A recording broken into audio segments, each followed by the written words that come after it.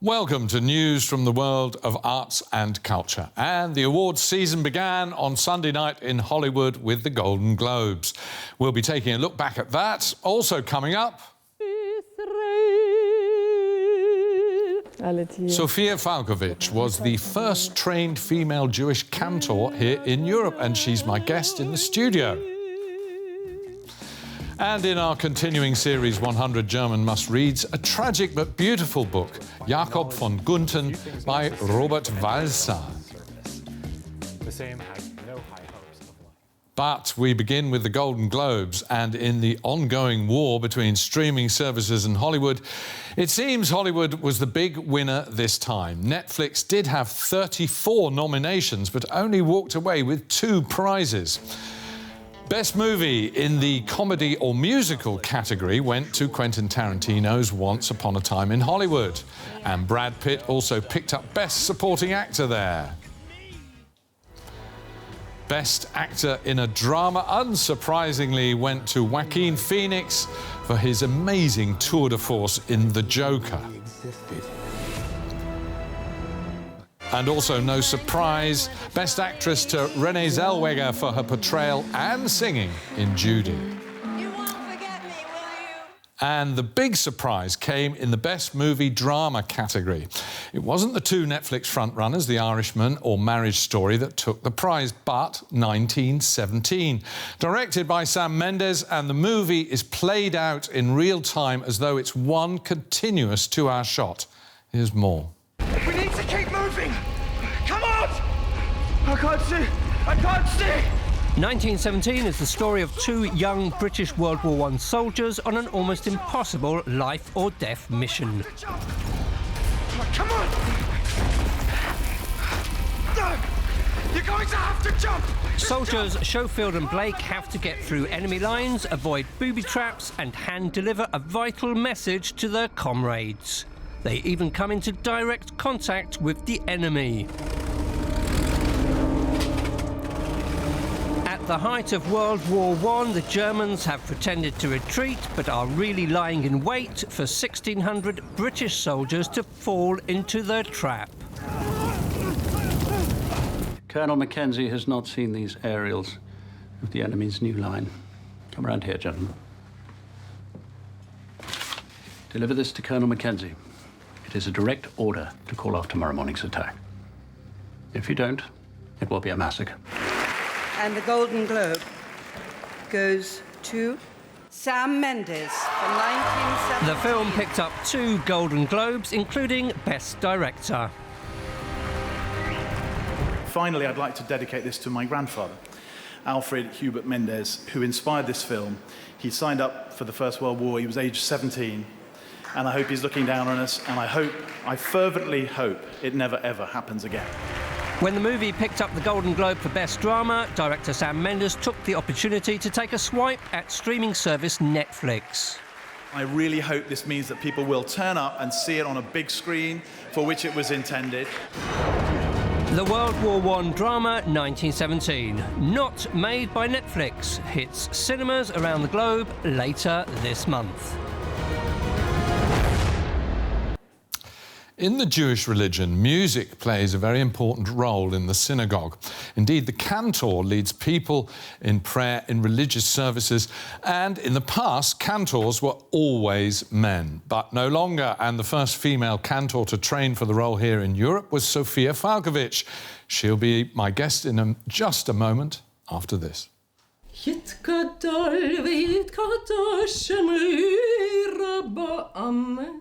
Falkovitch lives with her family in Paris, but she's frequently on the move, visiting different synagogues to help lead prayers. This time she's headed to the country where she grew up, to Germany. She'll be paying a special visit to the Jewish community in the city of Freiburg. Falkovitch knew from a young age that she wanted to be a cantor. Baruch atah Adonai. Women are not usually allowed to lead songful prayer in Orthodox synagogues such as this one. Female cantors are accepted in more liberal communities, but here she's only allowed to lead prayer at a special service for women. Normally, men and women here pray separately, with the women in the back.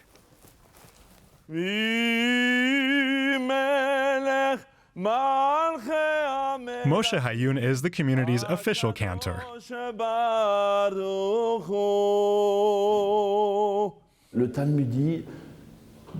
The Talmud says the voice of a woman could distract men and prevent them from concentrating on their prayers. They'd hear the beauty of the woman's voice, and perhaps see her beauty too, and they wouldn't see God.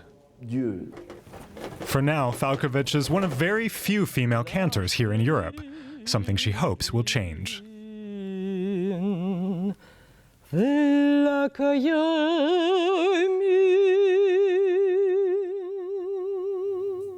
And Sofia Falkovitch joins me live in the studio now. Welcome.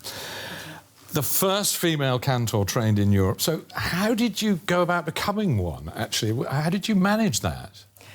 Well, in first place, I had a strong feeling I could contribute and innovate this music, the style, and then my life has led me to study through the music. I was attracted to this music, to the art form, cantorial arts, and this is how I came into this direction, into this career path.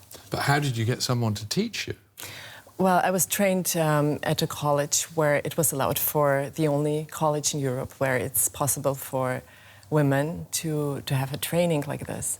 And it opened up, it opened its door for cantorial training actually when it was possible, when I started studying the first time. And I could do also a part of the training in Jerusalem, in Israel.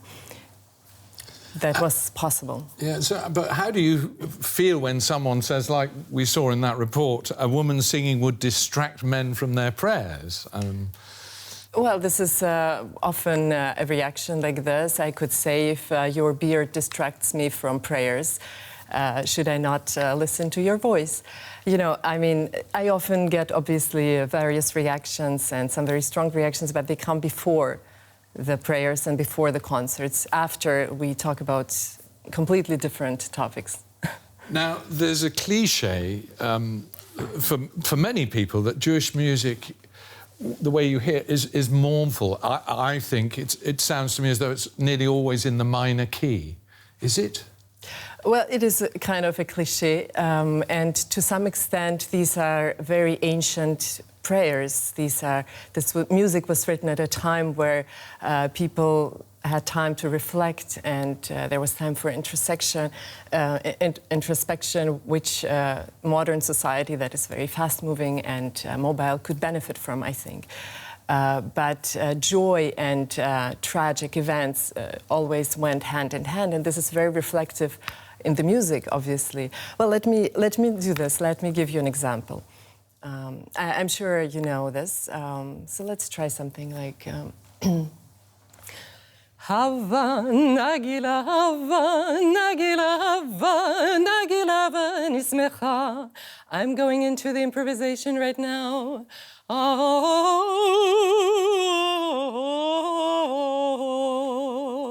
and I'm staying still in the same mode. Hava nagila hava nagila hava nagila hava nismecha. So yeah, that's very joyful. You know, you've proved your point. So it's not, but it is often minor thirds. I hear it as a musician, but it changes a lot. It goes from major to minor. It has very specific modes that are very different in Jewish music. Yeah. Now, does it differ as well to singing normal classical music? I mean, it is a different, because you do that as well, I know. It is a different style, obviously. Yeah. It's a completely different approach and a different style. And text is very important. The music underlines the text. OK, now, most... Whereas in classical music, the music is more in the foreground. That's true. That's true, and the text is more important here, yeah, OK. Now, more of this beautiful, distinctive voice can be heard on your latest CD, which in English is called The Voice of Sacred Heritage. It's all Jewish music on there, yeah? Yes. Yeah, so, and just accompanied by the organ. Wonderful. And it's not all in the minor key. Sofia Falkovitch, thank you very much for being with us. Especially thank you for singing in the studio today. Thank you so very much. Now, to our series 100 German must-reads, the best of German language literature available in English. Today, the Swiss novelist Robert Walser, who struggled with life not only financially but spiritually as well. And this is reflected in his novel Jakob von Gunten. Here's more from our man David Levitz, who seems to have ideas of his own from the book. Mom, Dad, I'm running away from home to see the world. I know, it's crazy. I'm only 32 years old, but I think I can manage. Please don't come looking for me. And send.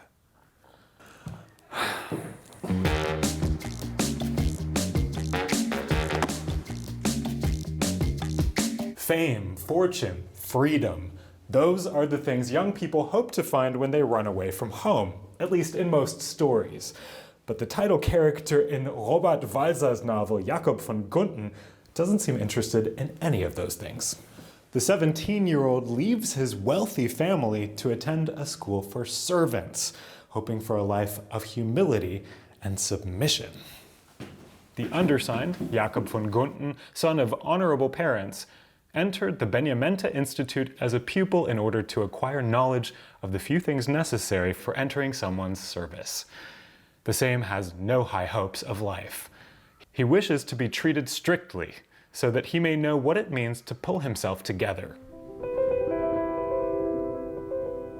The boys' boarding school is an eerie, surreal world where the instructors and the odd brother-sister team try to teach their pupils respect. Reality and fantasy blend together with the fast pace of the big city, the close quarters of the school, and a stream of truly bizarre characters. Is it all a joke? Swiss author Robert Walser wrote the book in Berlin, where he himself trained to become a butler. But he wasn't prepared for the mostly negative reactions to his book at the time. He returned to Switzerland, where he later ended up spending the last 17 years of his life in a mental hospital. An unforgettably tragic life that produced this unforgettable, wonderful book. And more on all the 100 German must-reads on our website at dw.com/culture, and many other stories from the world of arts and culture as well. That's it for this edition, though. Thanks for watching, and bye-bye.